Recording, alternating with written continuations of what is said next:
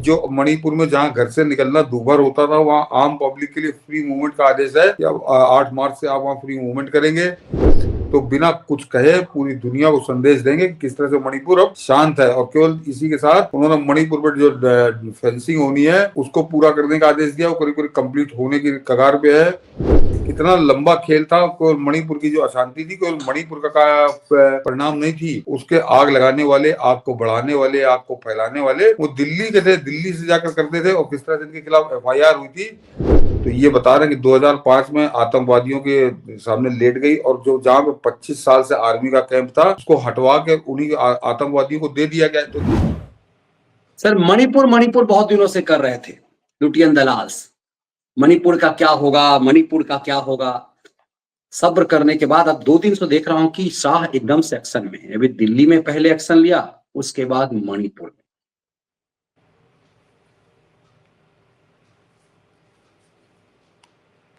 मणिपुर में अमित शाह के ने जो एक तरह से कह रहे हैं कि अब जिस रूप में आए हैं वो कहा जा रहा है कि ये शाह की मैजिक है ये मणिपुर को लेकर। लेकिन इतना समय नहीं मनीष जी, इतना समय लगना ही था, इतना समय लगना ही था। और हम लोगों ने बीच में 3-4 बार कार्यक्रम भी किया इसके ऊपर कि कांग्रेस ने पूर्वोत्तर को, कांग्रेस को चीन का एजेंट मैं मानता हूं। और 2008 का उसके बड़े किस्से हम लोग कर चुके, उसको दोहराएंगे तो बड़ा संभवतः बोरिंग हो जाएगा कि किस तरह से उसके चरणों में पड़ी हुई थी कांग्रेस। तो ये अमित शाह ने जो आज किया है वो बिल्कुल समय पर हुआ है। हर चीज का एक समय होता है। और मगर जो जो परिणाम आया है सामने, आज जो अमित शाह ने मनीष जी जो आदेश दिया है मणिपुर का, वो सामान्य आदेश नहीं है, वो ऐतिहासिक आदेश है कि 8 मार्च से मणिपुर में फ्री मूवमेंट। तो ये जो मणिपुर में जहां घर से निकलना दूभर होता था, वहां आम पब्लिक के लिए फ्री मूवमेंट का आदेश है कि अब 8 मार्च से आप वहां फ्री मूवमेंट करेंगे। और इसके लिए उन्होंने IB के लोगों को, आज CRPF को, BSF को, असम राइफल्स को, इन सबके साथ उच्च स्तरीय मीटिंग की, सबके समीक्षा करी। और उसके बाद जब वो निष्कर्ष पर पहुंचे तब उन्होंने ये फ्री मूवमेंट का आदेश दिया है। तो ये फ्री मूवमेंट को मुंह से बोल देने वाली बात नहीं है। इसका मतलब वहां पर स्थितियां कितने कंट्रोल में है सरकार के, इसको आप समझिए। तो वहां पर एक तो ये हुआ, दूसरे वहां पर जो नशे के स्मगलर हैं। और मणिपुर का शायद हम लोगों ने मणि जी 2-3 महीने पहले इस पर कार्यक्रम भी किया था कि मणिपुर का पूरा उपद्रव 2 ही तत्वों से बना है। एक वो जो देश के टुकड़े करना चाहते हैं, चीन के टुकड़ों पर पल रहे कुत्ते हैं। और दूसरा वो जो सप्लाई तस्करी करते हैं मादक पदार्थों की, वो गैंगस्टर। उन गैंगस्टर के लिए जो मणिपुर के अंदर जो उथल पुथल हो, मणिपुर में अशांति हो, अराजकता हो, तो उनके लिए सबसे सुनहरा अवसर होता है उनके धंधे को फैलने का। तो वो नहीं चाहते कि पूर्वोत्तर में शांति हो। तो दोनों का गठजोड़ मिलकर वहां पे कार्य कर रहा था। लेकिन अब दोनों पर काबू कर लिया गया है, क्योंकि अब की कोई शांति का दावा नहीं कर रहा। 8 मार्च से वहां पे फ्री मूवमेंट हो जाएगा, जिसको दुनिया देखेगी। तो बिना कुछ कहे पूरी दुनिया को संदेश देंगे कि किस तरह से मणिपुर अब शांत है। और केवल इसी के साथ उन्होंने मणिपुर पर जो फेंसिंग होनी है उसको पूरा करने का आदेश दिया। वो करीब करीब कंप्लीट होने की कगार पे है मणिपुर की फेंसिंग। और ये जो कुकी और मैती वाला जो झगड़ा है, उनके जो पंचायती लोग हैं उनको भी बुलाकर संभवतः साथ ही बैठा के एक वार्ता उनकी भी शांति की कराने की तैयारी है। और बिल्कुल जगह लंबे समय बाद, या यूं कि मेरे ख्याल से पहली बार सरकार के दौरान वहां राष्ट्रपति शासन लगा, पहला स्टेट है। इसका मतलब अल्टीमेटली चीजों को कंट्रोल करने के बाद अब शाह ने तय कर लिया है। और पूरी साजिश देखिए, राहुल गांधी की जो भारत जोड़ो यात्रा थी वो मणिपुर से मुंबई के लिए थी। पूरा एजेंडा लगाने के, इसका मतलब है अब पूरी हताशा कांग्रेस को दिख रही होगी। एक ही तो मुद्दा था, PM अमित शाह क्यों नहीं जाते मणिपुर। तो ये क्या मणिपुर पे अब मातम का समय अब इनके लिए आ गया। शाह ने जो इन सबके ऊपर जो हंटर चलाया है एक तरह से, उस मातम का आज घोषणा कर दी है, संगनाद कर दिया अमित शाह ने। और वो मातम आपको 8 मार्च के बाद यहाँ दिल्ली में जो कुछ मणिपुर में हो रहा होगा उसका मातम आप यहाँ दिल्ली में देखेंगे। वो लुटियन गैंग और ये खान मार्केट गैंग, जिसका जिक्र आज प्रधानमंत्री मोदी ने किया है, क्योंकि इनकी रोटी उसी से चल रही थी, के जरिए टुकड़े तोड़ रहे थे। और जो वो मैंने पुराना ट्वीट आज अपना रिट्वीट किया है कि एडिटर्स गिल्ड ऑफ इंडिया वहां पहुंच गया था मणिपुर में जाकर झूठ की आग फैलाने के लिए। जरा पुरानी यादें ताजा कर दूं ताकि आपको समझ में आए कि ये कितना लंबा खेल था। कोई मणिपुर की जो अशांति थी, कोई मणिपुर का परिणाम नहीं थी।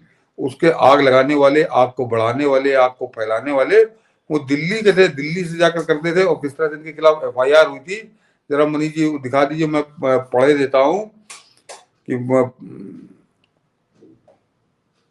ये है, ये मेरा ये 5 सितंबर 2023 का मेरा ये ट्वीट है, यानी 1.5 साल पहले का, कि G20 शिखर सम्मेलन से पहले खरातियों का सबसे बड़ा गिरोह सफेद झूठ जहरीली अफवाह के जरिए मणिपुर को हिंसा की आग में पुनः झोंकने की साजिश में जुट गया था। रंगे हाथों पकड़ा गया। अब मणिपुर सरकार का हंटर चला है। तो वो और दिल्ली के दलाल, अन्य लुटियन गिरोह प्रेस की आजादी का रंडी रोना रो रहे हैं। ये मैंने खबर इसलिए दी थी कि मणिपुर वायलेंस एडिटर्स गिल्ड के 4 सदस्यों के खिलाफ FIR। सीएम बीरेन सिंह बोले हुए स्थिति को और बिगाड़ने की कोशिश कर रहे हैं। तो ये तो आप जरा इतना याद रखिए कि ये दिल्ली से जाकर वहां आग लगा रहे थे, क्योंकि तब भी शांति हो रही थी। तो ऐसे लोगों पर काबू पूरी तरह नकेल कस दी है अमित शाह ने। अभी तो मुकदमेबाजी झेलेंगे और इनके हल्ला गुल्ला मचाने का कोई प्रभाव नहीं पड़ा। तो अब मणिपुर का अच्छे दिन आए और देश के अच्छे दिन है। 8 मार्च के बाद ये प्रभु से कामना करिए कि ये आगे सफल हो और मणिपुर शांत हो। बिल्कुल, ये दिख रहा है कि साफ साफ कि पूरा जो लुटियन दलालों का जो गैंग है वो पूरी तरह से मणिपुर में लग गया हुआ था। ये वीडियो भी मुझे लग रहा है कि 25 जून 2024 का हम लोगों का है। इसे जरा सुन लेते हैं। आपने जो मणिपुर पे स्पीच दिखाया जो हम था, लोगों ने वो ये लौंडों की एक बड़ा टोली निकली है, जिसका वो हेडमास्टर वो चल रहा है, वो ठगेंद्र यादव, जिसको हम लोगों ने कल दिखाया था। वो भी इन्हीं लौंडों के बीच में लौंडा बना है। उसकी उम्र, उसका तो पता नहीं कहाँ के बाल पक गए। 60-65 साल से उम्र होगी उसकी ऊपर, लेकिन वो भी लौंड पने से बाहर नहीं आ रहा। वो नक्सली लौंडा है। तो ये लौंडों का एक गिरोह चला है मणिपुर से, जिसके लिए आसाम पार करना आफत हुई जा रही है और न्याय बांटने चला बंबई का, तो बंबई तक बांटेगा पूरे देश को। तो ये जो यूट्यूब पे जो ठेला लगाए हैं देश विरोध का, भारत विरोध का, हिंदू विरोध का, पाकिस्तान के एजेंडे का, इन्हीं लोगों की समझ में आ रहा। बाकी पूरा देश जान रहा है ये कैसा लौंडपना हो रहा है, कैसे लौंडे इसके साथ, लौंडों का जुलूस ये निकल रहा है। और दर्शकों को एक और बता दूं मनीष जी कि लौंडे हमारे यहाँ नवाब लौंडे पालते थे, वो लौंडे एक अलग होते थे। ये उस टाइप के भी लौंडे हैं ये। और मनीष जी जरा ऊपर वाला दिखा दीजिए। ये लौंडों की एक बड़ा टोली निकली है, जिसका वो हेडमास्टर वो चल रहा। और ये जरा अभी चलाने से पहले दर्शक इसको समझ ले कि 10 साल से कांग्रेस ने कैसे वहां कांटे बो के रखे थे। ये भी जरा सुनिए। उसने मतलब मैं एक इंसिडेंट बताऊंगा, 2005 का इंसिडेंट। हमारी फोर्स ने, मतलब हम एक लेडी को ढूंढ रहे थे कई टाइम से नॉर्थ ईस्ट में, और हमारे को 100% पता था कि ये CI से इसको ट्रेन किया हुआ है करके, और उसने कई आर्मी वालों को ब्लास्ट में मारा था सर। मतलब बहुत सारा ब्लास्ट में मारा उसने। और एक बार ही क्या हुआ, उसकी इंफॉर्मेशन मिल गई, और इंफॉर्मेशन मिलने के बाद आर्मी ने उसको अरेस्ट किया। अरेस्ट करने के बाद उसको लेकर आए, और लेने के दौरान जब वो भाग कर गई सर, उसने एकदम से क्या हुआ, वो निकली तो और एक ब्रस्ट फायर मारा। जब देखो सोल्जर से निकल रहे तो सोल्जर ने एक ब्रस्ट फायर मारा। एक्चुअली क्या होता है, जब बुलेट चलती है, गोली जब भी चलती है, तो देन जब भी कोई असॉल्ट राइफल की गोली चलती है तो आगे से जहां से बुलेट एंटर होती है वहां एक हल्का सा होल होता है, बट पीछे से बहुत बड़ा ब्लास्ट करके बाहर, मतलब पूरा मांस निकाल के लेके जाता है। तो सेम जब वो मिलिटेंट लड़की दौड़ रही थी तो उसके पीछे से 6-7 राउंड का ब्रस्ट मारा, और यहां गोली लगी और उसका हिस्सा निकाल के चला गया वो पूरा। तो उसको प्रोटेस्ट कर दिया पूरे नॉर्थ ईस्ट के अंदर कि भाई आर्मी ने क्या कहते हैं, रेप किया, रेप करने के बाद मार दिया, है ना सर। अब ये समझ सकते हैं कि बजाय मतलब एक आर्मी का कि नहीं यार भाई ये मिलिटेंट है और क्वारीज इस पर एक इंक्वायरी बैठेगी करके, नहीं, बोला पूरी आर्मी को यहां से खाली कर दो और ये पूरी जमीन इनको दे दो। तो आगे क्या करेगा आदमी। मतलब इससे बड़ा आप क्या लोगे सर कि आप बोलते हो कि आर्मी को ही हम यहां से मूव कर देंगे, और आर्मी का जो कैंप जो पिछले 25-30 साल से जहां इंडियन आर्मी रुकी हुई है, आपने पूरा कैंप खाली करवा दिया और कैंप सिविल को दे दिया कि तुम खुश रहो करके। तब की सरकार ने और लोगों को बोलना सर ये बहुत फेमस इंसिडेंट है, दुनिया का बहुत ही फेमस इंसिडेंट है। आप नॉर्थ ईस्ट में मनोरमा देवी पूछना किसी से तो कोई भी बताएगा, तो आदमी का मनोबल ही खत्म। अब आज को जरा जो अभी मनीष जी का सवाल था उसका जवाब ये वीडियो है कि 2004 में किस तरह से आतंकवादियों के सामने लेट जाती थी कांग्रेस की सरकार। ये 2005 का किस्सा बता रहे हैं, क्या नाम है इनका, बड़ा फेमस, बहुत आजकल बहुत कई यूट्यूब पर आके बताया करते हैं, तो लकी बिस्ट नाम है।